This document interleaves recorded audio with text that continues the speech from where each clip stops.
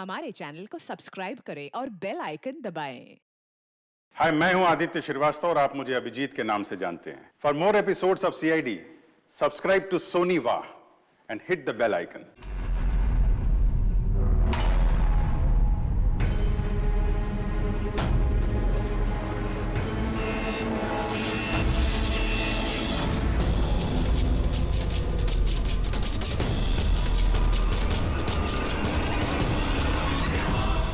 कार्तिक बेटा, तुम्हारी बहन की शादी की तैयारियां चल रही हैं। किसी भी तरह की कोई भी कमी नहीं होनी चाहिए। भूल रहा हूं ना, बिल्कुल टेंशन ना लो, मैं हूं, कर लूंगा।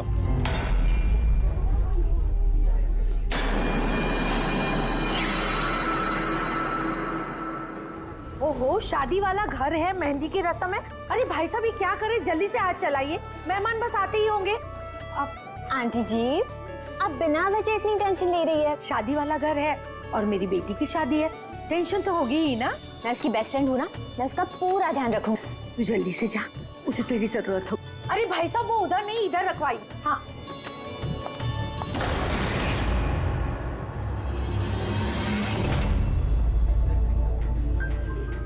एरा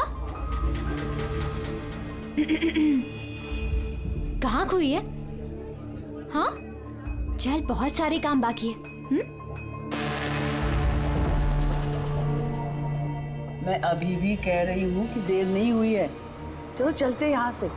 अरे हमारे बेटे को ईरा से भी बेहतर लड़की मिलेगी। अरे क्या फिर से वही बात पकड़ कर बैठ गई? अरे तुम्हें पता नहीं है तो जान लो और समझ लो कि हमारा बेटा ईरा से बहुत प्यार करता है और उसी से शादी करना चाहता है। हाँ हाँ कार्तिक, अभी आती हूँ मैं। अमृता, क्या हुआ? तुम्हारे भाई का कॉल है, कुछ काम है, अभी आती हूँ। और सुन, मेहंदी है तेरे फेस पे ना, थोड़ी स्माइल रख।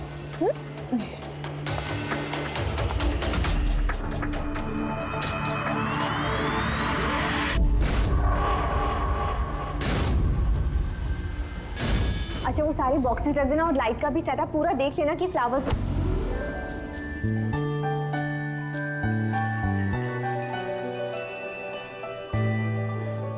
क्या बात है, बड़ी प्यारी लग रही हो आज। कहीं ऐसा तो नहीं कि दूल्हे का दिल ही तुम पर आ जाए? Very funny लड़क।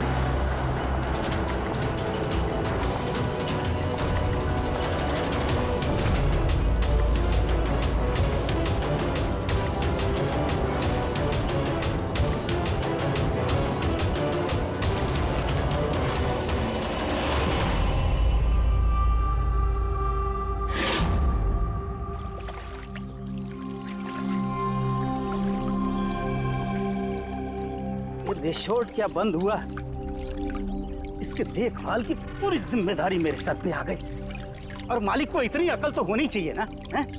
इतनी बड़ी जगह एक अकेला आदमी कैसे साफ सफाई कर सकता है? ये स्विमिंग पूल मेरे जी का जंजाल हो गया है। कितनी भी साफ सफाई करो, हर 2 दिन बाद गंदा हो जाता है, हर 2 दिन बाद।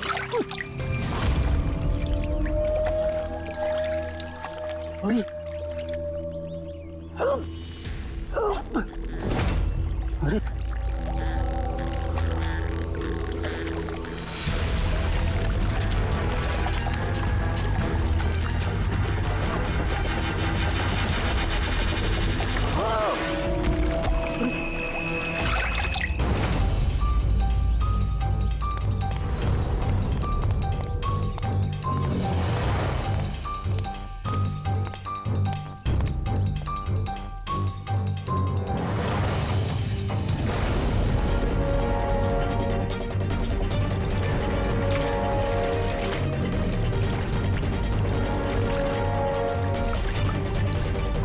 देखो बबलू, अगर तुमने कुछ नहीं किया है तो तुम्हें डरने की जरूरत नहीं है। सीआईडी कभी किसी निर्दोष को कुछ नहीं करती, समझे?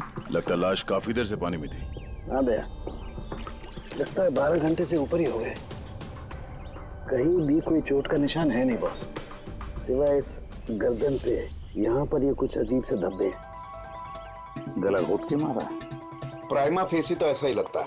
ये रिसोर्ट की चाबी तुम्हारे पास रहती है? नहीं सर, मालिक के पास भी है ना। तुम जरा गेट दिखाओ। पंकज, देखो जरा अच्छी तरह से चेक करो, देखो कुछ मिलता है क्या।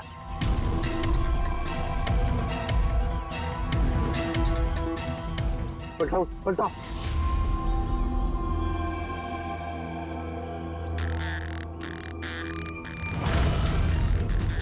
सर ये तो टैक्सी की पर्ची है सर। इसने कल रात डोमेस्टिक एयरपोर्ट से टैक्सी पकड़ी थी। पंकज, इस लाश की फोटो निकालकर एयरपोर्ट सिक्योरिटी को दिखाओ और इसकी पहचान करवाओ। ताला तो टूटा हुआ नहीं है, इसका मतलब कोई चाबी से खोल के अंदर आया या फिर किसी और तरीके से। हो सकता है सर किसी रिसोर्ट के किसी कोने में इस जुर्म को अंजाम दिया, या तो फिर दया उसे यहीं मारकर यहीं पे फेंक दिया, या फिर कहीं और मारकर उसकी लाश को यहाँ डाल दिया। पूर्वी, इतना बड़ा गेट है, गेट से कूद के लाश को अंदर लेके आना मुश्किल लगता है। किसी और रास्ते से ही लाश लेके अंदर आया वो। मगर सर अंदर आने के लिए कोई और दूसरा रास्ता नहीं है सर इसके सिवाय। अरे यार, हमें अपना काम करने दो ना भाई, इधर देखते हैं।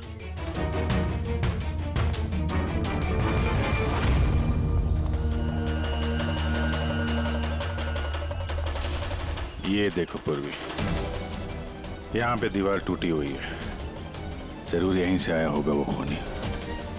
फिर तो सर यहाँ पे कोई सुराग मिल सकता है।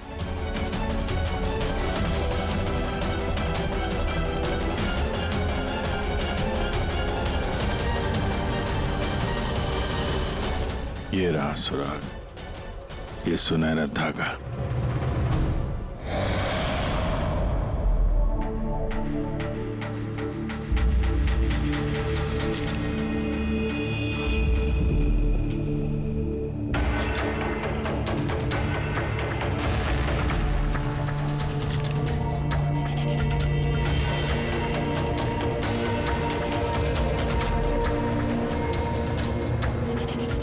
कमाल है, बड़े अजीब से धब्बे हैं इसकी गर्दन पर।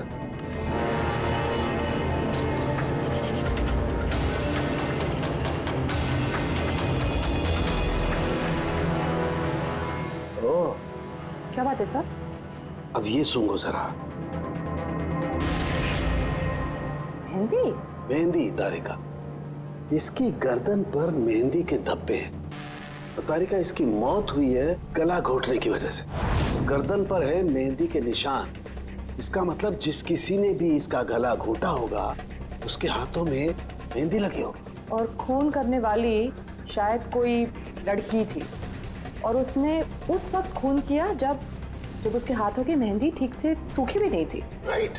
आजकल वैसे भी शादियों का सीजन चल रहा है, जरूर कोई फेस्टिवल या फंक्शन शादी वगैरह में गई होगी।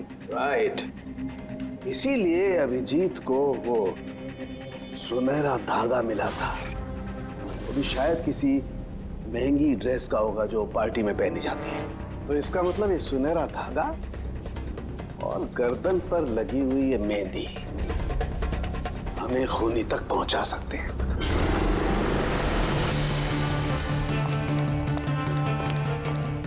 सर, ये प्रीति है, शहर की जानी मानी मेहंदी एक्सपर्ट। देखो प्रीति, हम ये चाहते हैं कि तुम इस लाश को देखो, तो इसके गले पे ये जो मेहंदी लगी हुई है ना, मेहंदी के निशान भी है, उनके बारे में हमें पूरी जानकारी दे। डोंट वरी, आप डरिए मत, हम सब आपके साथ हैं। मैडम, एक खूनी बाहर आजाद घूम रहा है, आप प्लीज थोड़ी हिम्मत कीजिए, प्लीज। आई। हमें लगता है किसी ने मेहंदी वाले हाथों से इसका गला दबाया है। जरा देखिए आप। और थोड़ी सी मेहंदी इनके बालों पे भी लग गई है, सर के पीछे। मेहंदी का टेक्सचर खराब हो चुका है, पर इतना पता चल रहा है कि ये मेहंदी हाथों से लगाई गई है। हाथों से? जी सर, अक्सर लोग अलग अलग डिजाइन बनाने के लिए स्टेंसिल्स का इस्तेमाल करते हैं। तो ये डिजाइन स्टेंसिल से नहीं, हाथों से बनाया गया। जी सर। अच्छा, आप प्लीज 1 मिनट यहाँ आ सकती हैं?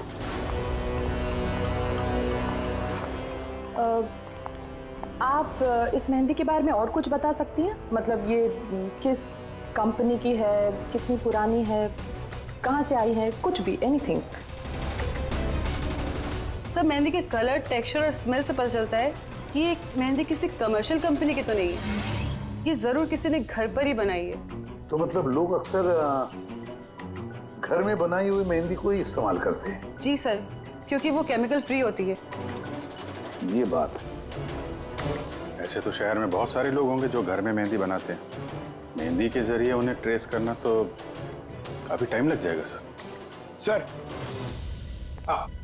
सर विक्टिम का पता चल गया। कौन है ये? सर इसका नाम दीपेन है, दिल्ली में रहता था और मैंने लोकल पुलिस को फोन करके बोल दिया कि फैमिली को खबर दे दे। गुड। प्रीति जी जरा देखिए और कुछ पता चलता है क्या इसके बारे में?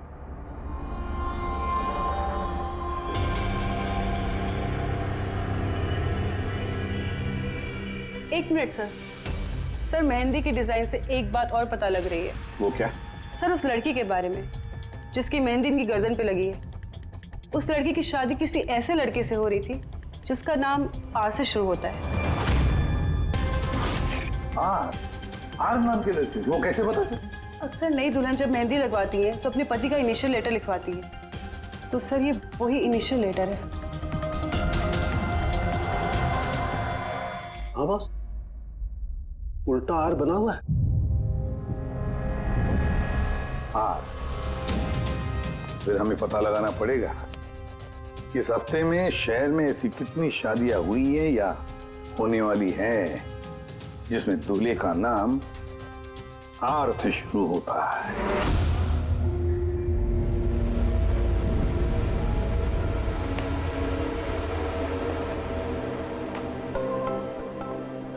कमाल है सर, इस हफ्ते पूरे 120 लोगों की शादी है। एक टाइम पे इतनी सारी शादियां? हाँ पंकज, आजकल शादियों का अच्छा मुहूर्त निकला हुआ है। हाँ, अगर तुम्हें शादी करनी है तो मौका सही है। अरे कहाँ करूँ शादी सर? क्या हुआ? आर अक्षर वाले नाम के कितने दूल्हे मिले? हाँ सर, कुल मिलाकर 12 शादियां हैं जिनमें दूल्हों का नाम आर से शुरू होता है। अच्छा।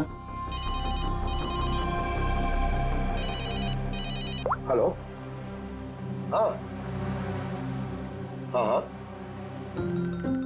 हाँ सर इसकी गाड़ी तो एक ही शब्द पे अटकी हुई है। हाँ हाँ हाँ हाँ हाँ ओके थैंक यू। सर वो दिल्ली से ऑफिसर का फोन था। उसने बताया कि वो दीपेन के घर पे गया था लेकिन वहाँ पे कोई था नहीं और पड़ोसी से पूछ के बताया कि उसकी एक बहन भी है, शालिनी। शालिनी का नंबर दिया उसने? हाँ सर भेजा है और उसने बताया था कि दीपेन अभी बस 4 महीने पहले ही दिल्ली शिफ्ट हुआ था। एक लड़की ने उसका दिल तोड़ दिया था और किसी दूसरे लड़के से शादी कर ली थी। इसकी वजह से उसका और शालिनी का झगड़ा भी हुआ था और उसी वजह से वो यहाँ आ गया था। क्या नाम बताया उस लड़की का जिसने दीपेन का दिल तोड़ दिया? ईरा। ईरा? सर हो सकता है कल रात ये दीपेन ईरा की शादी रुकवाने के लिए आया हो और ईरा ने उसे ही मार दिया। अच्छा, इन वेडिंग कार्ड्स में ईरा नाम की किसी लड़की का कार्ड है?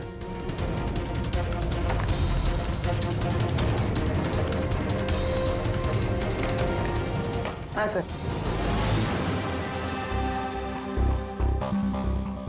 ईरा वेड्स रोहित।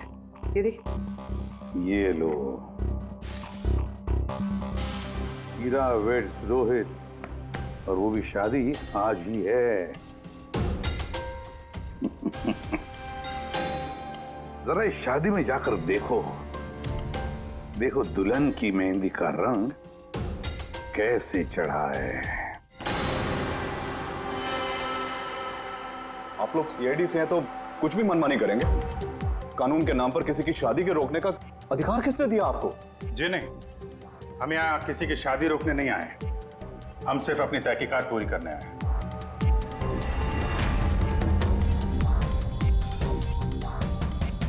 लेकिन सर ये तहकीकात तो आप मेरी बहन की शादी के बाद भी कर सकते हैं ना? जितनी जल्दी आप लोगों को है ये शादी करवाने की, उससे कहीं ज्यादा जल्दी हमें है खूनी को पकड़ने की। लेकिन आखिर खून किसका हुआ? इसे पहचानते हैं आप लोग?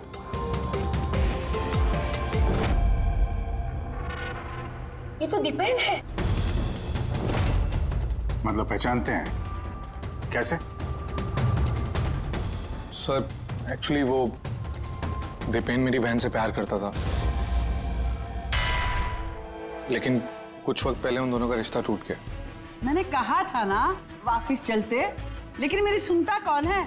देखा अब तो सीआईडी भी आ गए। पता नहीं कौन सी मनहूस गड़ी थी जब इनके साथ रिश्ता जोड़ा।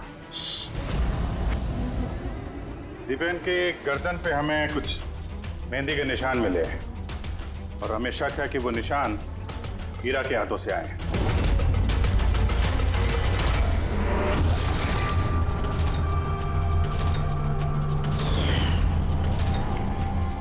जरा देख लो पूर्वी। हीरा, उठना जरा। मैम क्या कर रहे हो आप ये? फिलहाल ये तुम्हारी बीवी नहीं है, ये एक सस्पेक्ट है, हमारे शक के दायरे में है। हमें शक है कि इसने दीपेन का खून किया है। ये सब क्या चल रहा है?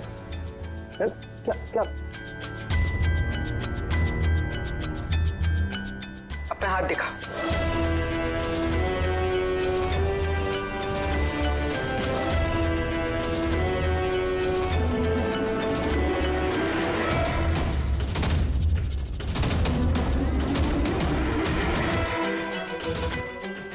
सर, मेहंदी तो बिल्कुल ठीक है। और तो फिर दीपेन के गले पे जो मेहंदी के निशान थे वो किसके हाथों के थे? वो भी जरा इनका घूंघट उठाना। सर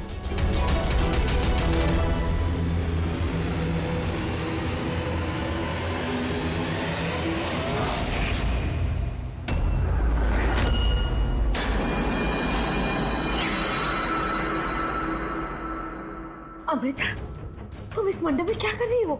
मेरी बेटी हीरा कहाँ पर है? बोलो। अमृता कौन है ये? ये मेरी बेटी की दोस्त है। ओह, मंडप से दुल्हन गायब है और दुल्हन की जगह उसकी सहेली शादी करने वाली थी। ये चल क्या रहा है यहाँ पे? हैं? सर वो दरअसल कल रात। अरे फ्लर्ट कौन कर रहा है यार? मैं तो आपकी तारीफ कर रहा हूँ। अच्छा जी, तारीफ कर रहा हूँ। तुम भी ना बिल्कुल नहीं बदलोगी।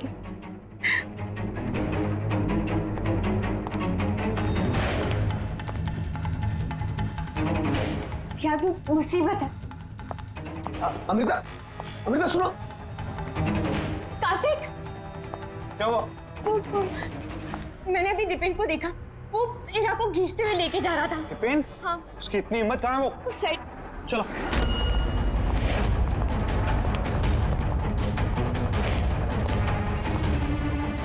कहाँ गए ये दोनों? पता नहीं यार।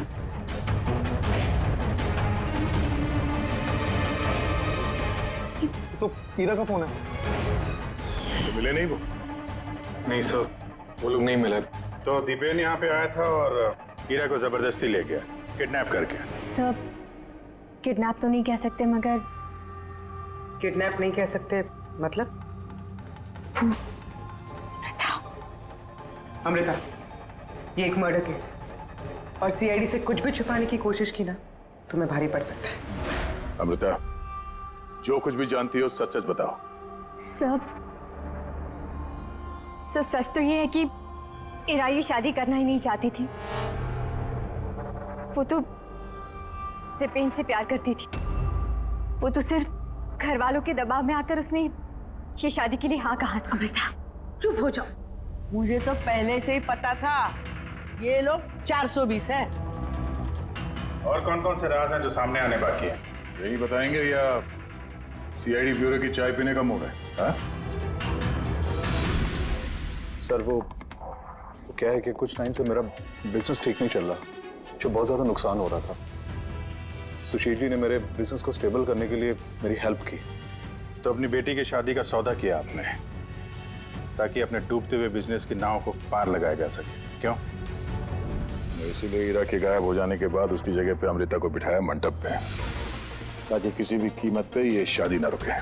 वाह। और अमृता, तुम इस पूरी साजिश में इतनी आसानी से शामिल हो गई? मुझे ये सब नहीं पता था। मुझे तो कार्तिक ने कहा था कि जब तक हीरा नहीं मिलती मैं यहाँ बैठी रहूं। अब तो फेरे होने वाले थे, तो शादी भी कर लेती मुझसे धोखे से।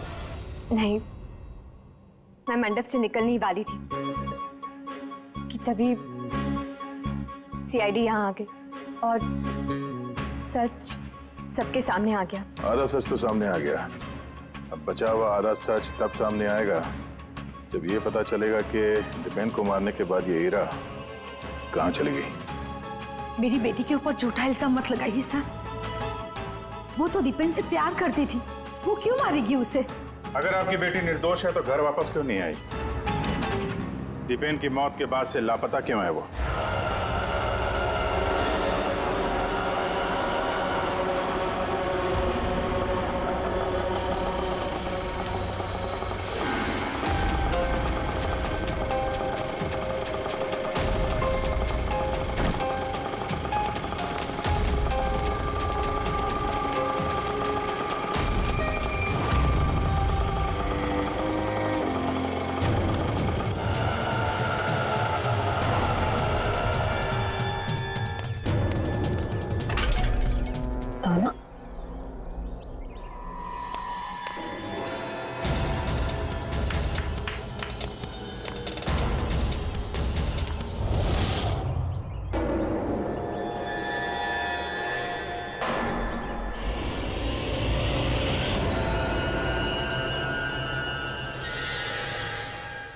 देखो बॉस, ईरा ने अपने मेहंदी वाले हाथों से दीपेन का गला जरूर पकड़ा होगा, लेकिन दीपेन की मौत ईरा के हाथों से नहीं हुई। तो फिर सर दीपेन की मौत हुई कैसे? ये जो इसके गले पर ये जो मेहंदी के निशान हैं, जब इनको अच्छी तरह से साफ किया गया तो एक और निशान मिला। ये देखो, ये और ये निशान है किसी रस्सी का। इसकी वजह से दीपेन की मौत हुई है। मतलब दीपेन की मौत रस्सी से गला घोटने की वजह से हुई है। लेकिन अगर हीरा ने खून नहीं किया तो फिर हीरा है कहाँ? कहीं ऐसा तो नहीं कि उसे भी नुकसान पहुंचा दिया गया? सर, एक बात समझ में नहीं आ रही है। अगर ईरा ने खून नहीं किया तो फिर किसने किया? ये खून शायद हीरा के घर वालों में से किसी ने किया है। वैसे तो दीपेन की मौजूदगी से वो लोग खुश नहीं थे। हो सकता है दीपेन की वजह से शादी में रुकावट आ जाए, इसलिए दीपेन का खून कर दिया। सर, ईरा के फोन से पता चला है कि उसके गायब होने से 3 घंटे पहले उसे दीपेन की बहन शालिनी का फोन आया था। वो दिल्ली से बॉम्बे तो आ गई है, लेकिन वो फोन नहीं उठा रही।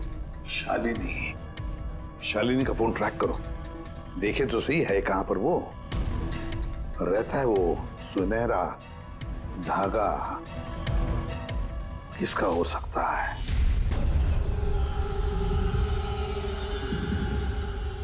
आप लोग हमें बताएंगे कि आखिर ये सब कुछ हो क्या रहा है, और आपने ये मेहंदी के रस्म वाले कपड़े क्यों यहाँ पर मंगवाए हैं? देखिए, हमें कुछ सुनहरे धागे मिले हैं क्राइम सीन पे से, और वो सुनहरे धागे जिसके कपड़ों के साथ मैच हो जाएंगे, खूनी वही है। आप तो हीरा पर शक कर रहे थे, क्या वो शक दूर हो गया? हाँ, फिलहाल तो समझ लीजिए कि शक दूर ही हो गया, क्योंकि दीपेन की मौत रस्सी से गला घोटने की वजह से हुई है, वो मेहंदी वाले हाथ से नहीं। तो इसका मतलब ये हुआ कि अब आप सबको ऐसा लगता है कि खूनी हम में से कोई एक है। करेक्ट।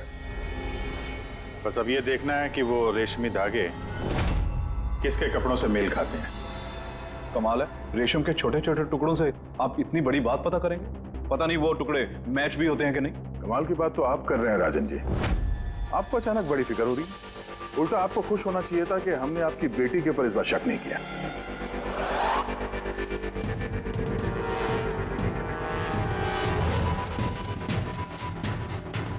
सर, ये सुनहरा धागा राजन के कुर्ते से मैच होता है। सर, ये देखिए, धागा यहां से खिंचा हुआ है।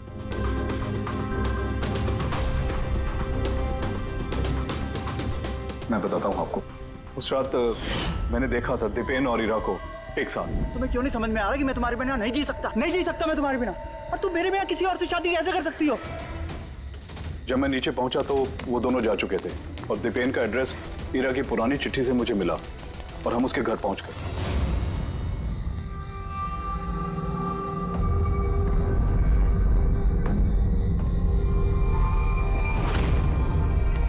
ये क्या, दीपेन यहां पर?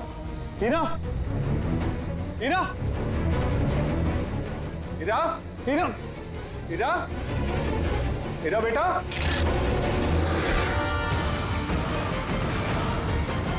पापा ये देखिए, दीपेन ने अपने फोन में अपने मरने की वजह लिखी है। क्या लिखा है इसमें?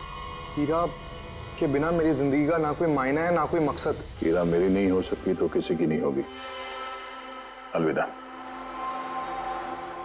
मेरी नहीं हो सकी तो किसी की नहीं। कहीं ऐसा तो नहीं कि दीपेन ने मरने से पहले हीरा को कुछ नुकसान पहुंचा दिया हो?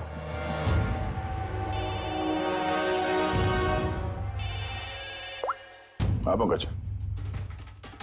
हाँ, दीपेन की बहन शालिनी का मोबाइल फोन ट्रैक हो गया।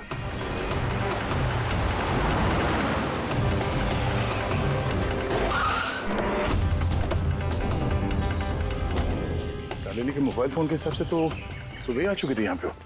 पर हमारा फोन क्यों नहीं उठा रही हो? धमाका।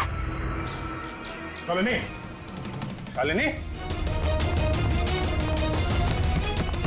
शालिनी, शालिनी।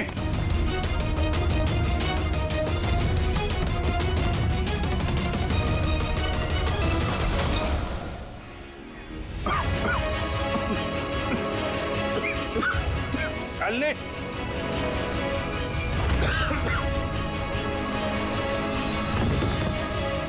शालिनी।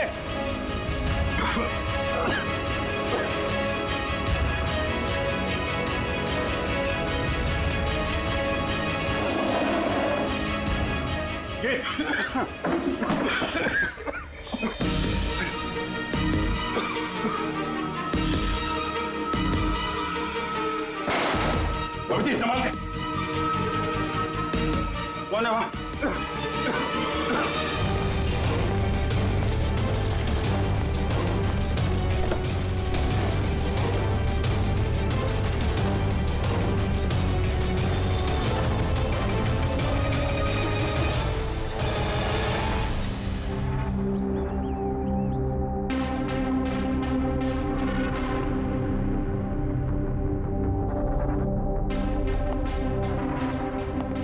हाँ अभिजीत, देख ठीक हो दोनों?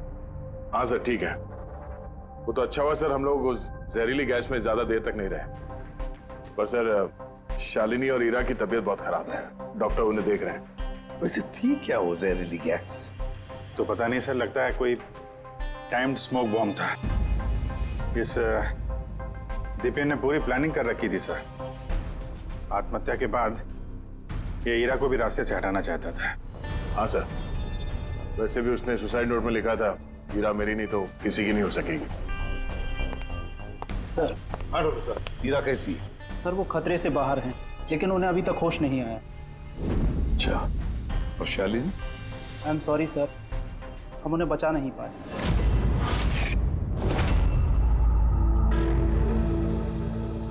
सर इस दीपेन ने न सिर्फ अपनी जान ली बल्कि अपनी बहन की मौत का भी जिम्मेदार बन गया। वही तो। हसन के बोल। अच्छा तो ठीक है, हम आते हैं। क्या हो सर? सरण के बता रहा था दीपेन ने आत्महत्या नहीं की।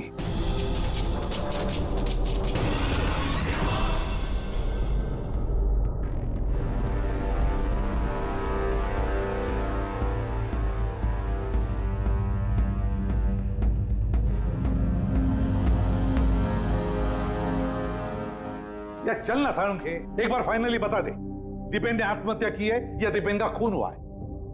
भाई मैं जानता हूं तुम लोग बहुत बुरी तरह से इरिटेट हो रहे हो। तुम्हें लगता है सालू की एक बात कर ही नहीं रहा है। कभी कहता है कि ईरा ने दीपेन की हत्या की है, कभी कहता है कि दीपेन की हत्या ईरा ने नहीं की, कभी कहता है कि दीपेन ने आत्महत्या की है, कभी कहता है कि आत्महत्या नहीं की है। पर मैं क्या करूं भाई, इस केस में सबूत बहुत धीरे धीरे हाथ में लग रहे हैं। अरे सर, जो सबूत सामने आए वो तो बताइए ना। देखो बॉस, जब किसी इंसान को फांसी के फंदे पर लटकाया जाता है तो जब रस्सी खींची जाती है उसकी सांस टूटने लगती है और इंसान सांस लेने के लिए फड़फड़ाता है। उसकी गर्दन हिलती है और गर्दन इसी हिलने डुलने में कस जाती है और उसकी गर्दन के पीछे फांसी के फंदे की गांठ का निशान आ जाता है।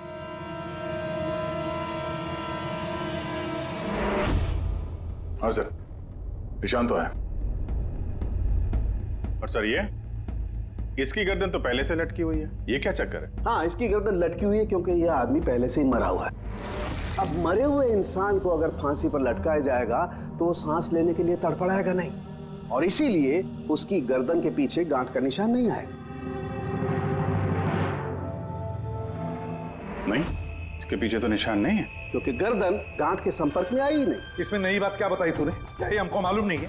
देख सालुंखे, तू सिर्फ इतना बता, दीपेन की गर्दन के पीछे फांसी के फंदे के नोट का निशान है या नहीं? दीपेन की गर्दन के पीछे रस्सी की गांठ का निशान नहीं है।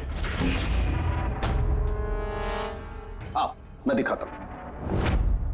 ये देखो बॉस, दीपेन की गर्दन पर कोई निशान नहीं है। यानी खूनी हमें गुमराह कर रहा था, पहले से मरे हुए इंसान को लटका दिया ताकि ये सब सुसाइड लगे। बहुत ही लंबी प्लानिंग की है। किसी ऐसे आदमी ने जो दीपेन और हीरा दोनों की जान लेना चाहता है। और सुसाइड नोट वो भी उस खूनी ने लिखा है। हाँ सर, दीपेन का सुसाइड नोट खुद दीपेन ने नहीं लिखा है। मैंने उस मैसेज का एनालिसिस करवाया एक लिंग्विस्टिक एक्सपर्ट के जरिए। डॉक्टर तारिका, ये लिंग्विस्टिक एक्सपर्ट क्या होता है? स्टाइलोमेट्री नाम की एक कला होती है। जैसे कि हर इंसान की उंगलियों के निशान अलग अलग होते हैं, ठीक उसी तरह से उनके लिखने का स्टाइल, उनका तरीका वो भी अलग होता है। हर इंसान अलग अलग अंदाज में लिखता है। कोई अक्षरों को बहुत छोटा छोटा लिखता है, कोई अक्षरों को बड़ा बड़ा लिखता है, बीच में काफी गैप होता है। कोई एकदम सीधी लाइन में लिखता है, कोई ऊबड़ खाबड़ लिखता है, और कुछ लोग हर अक्षर के बाद कॉमा लगाते हैं, जैसे फ्रेडी लगाता है। सबका अंदाज बिल्कुल अलग अलग होता है। एक्सपर्ट्स ये भी बता सकते हैं? सिर्फ इतना ही नहीं, एक्सपर्ट्स ये भी बता सकते हैं कि टाइप करने वाला एक लड़का है या लड़की। तो क्या तारिका, वो सुसाइड नोट दीपेन ने लिखा है या नहीं? नहीं। तो मैंने दीपेन और ईरा दोनों के फोन चेक किए, तो मुझे एक इंसान के बारे में पता चला जिसका लिखने का ढंग एग्जैक्टली उस सुसाइड नोट से मैच होता है। ये है वो मैसेज। इस मैसेज में भी सुसाइड नोट की तरह हर सेंटेंसेस के बीच में 3 डॉट्स लगाए। हर सेंटेंस शॉर्ट और क्रिस्प है, और पूरा मैसेज या तो गुड बाय या अलविदा से एंड किया गया है। जिस तरह से वो सुसाइड मैसेज में अलविदा लिखा था, यहां पे गुड बाय लिखा है। अच्छा, तो इसका मतलब है हमें हमारा खूनी मिल गया।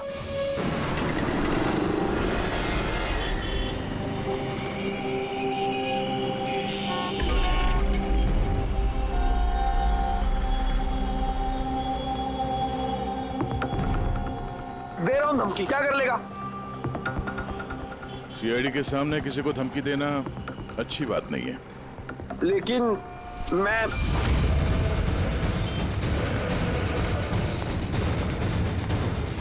रुक। अरे अरे अरे अरे ललित जी, कहाँ भाग रहे हो भाई? पहले ये तो बताते जाओ कि दीपेन का खून क्यों किया? ये आप क्या कह रहे हैं? मैंने किसी को नहीं मारा है। अच्छा, सच बताता है आप? बताता है, मुंह के बल छोड़ दो नीचे। नहीं, मैं नहीं मारा, प्लीज मुझे उतारो। चल, एक तो तूने दीपेन का खून किया, ऊपर से ये दिखाने की कोशिश की कि उसने आत्महत्या की है। हाँ, इनफैक्ट मैंने ही उसका सुसाइड नोट लिखा था। लेकिन क्या? लेकिन ये सब मैंने खुद के लिए नहीं, किसी और के कहने पर किया था। किसके कहने पे? डॉक्टर साहब, मेरी बच्ची को होश कब आएगा? घबराने की कोई बात नहीं, बहुत जल्दी होश आ जाएगा।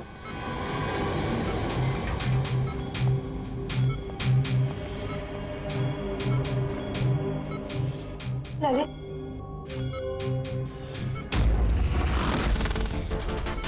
तुम्हारे हाथ में हथकड़ी क्यों लगी हुई है? अब मुजरिम के हाथों में हथकड़ी नहीं होगी तो और क्या होगा? मुजरिम? जी हाँ, मुजरिम। अपना गुनाह कबूल किया है ललित ने। दीपेन को इसी ने मारा है। ललित, ये सब लोग क्या कह रहे हैं और क्यों किया तुमने ऐसा? देखा सर, हैरान होने की कितनी अच्छी एक्टिंग कर रहे हैं ये लोग। जबकि सच ये है कि ललित को खून करने के लिए कहने वाला असली गुनहगार या इसी कमरे में मौजूद है?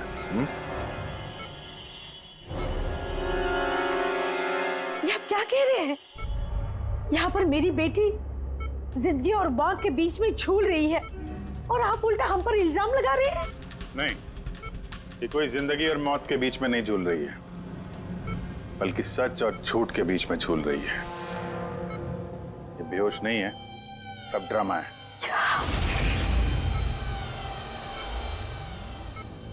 हीरा ही है वो। हीरा ने ललित से कहा दीपेन को मारने के लिए। ये कैसी बातें कर रहे हैं आप? हालत देखिए इसकी। आप लोगों को लगता है कि ये जानबूझकर जहर के कांटेक्ट में गई होगी?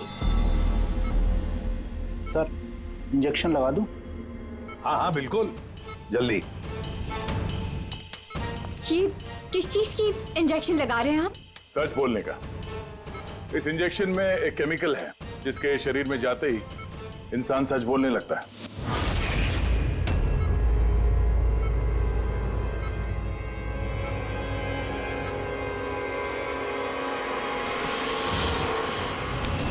नहीं, हटिए, हटिए।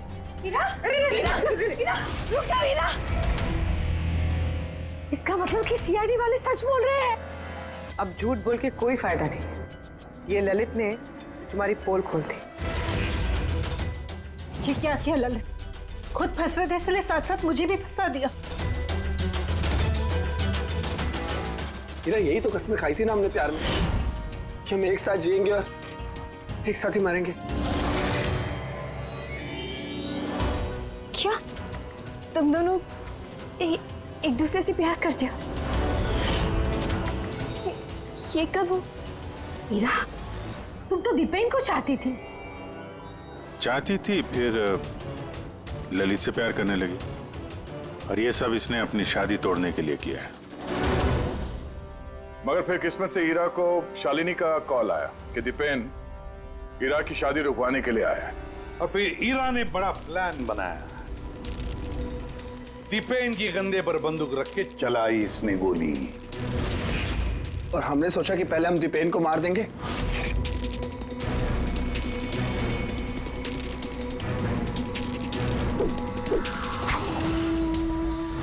और फिर दूर कहीं जाकर नया संसार बसाएंगे। लेकिन भूल गए तुम कि गुनाह की राह पर मंजिल कभी नहीं मिलती, समझे? हमारा प्लान बिल्कुल सही जा रहा था, लेकिन पापा और कार्तिक ने आके हमारे किए कराए पे पानी फेर दिया। उन्होंने दीपेन की लाश को ठिकाने लगा दी। और फिर हमें एक नया प्लान बनाना पड़ा।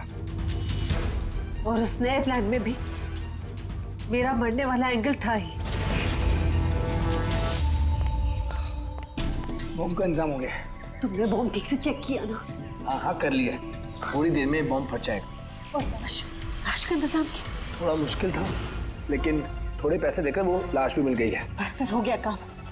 मैं लाश को अपने कपड़े पहना दूंगी और जैसे ही बॉम्ब फटेगा तो सबको लगेगा कि दीपेन के साथ साथ मैं भी मर गई। अच्छा, मैं बॉम्ब चेक करके आया। ओके।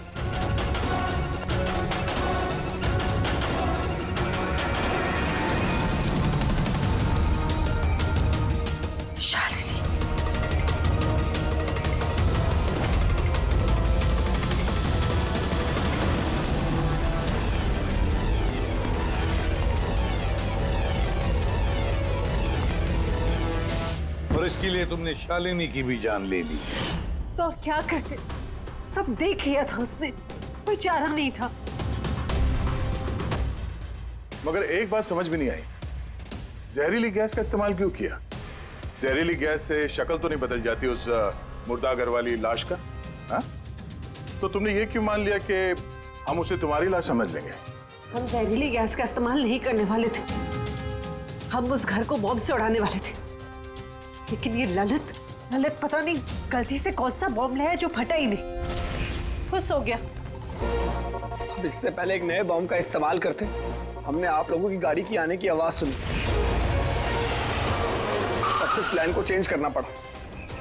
और ये मुझे बांधकर वही चला गया ताकि सबको लगे कि जो मैंने नहीं किया बल्कि मेरे साथ हुआ है। और फिर मैं घर के दूसरे कोने में जाकर छिप गया जहां पर गैस नहीं थी, और फिर मैं वहां से जान बचाकर भाग गया। हम चाहते थे कि आप लोगों को लगे कि ये सब किया धरा दीपेन का है। उसने खुद तो आत्महत्या कर ली, लेकिन ईरा को मारने में नाकामयाब रहा।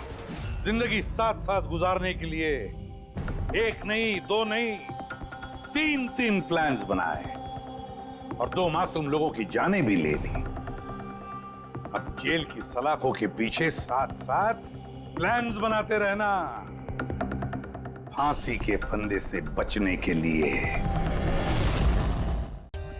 For more updates, subscribe to our channel, click the show links and enjoy watching the videos.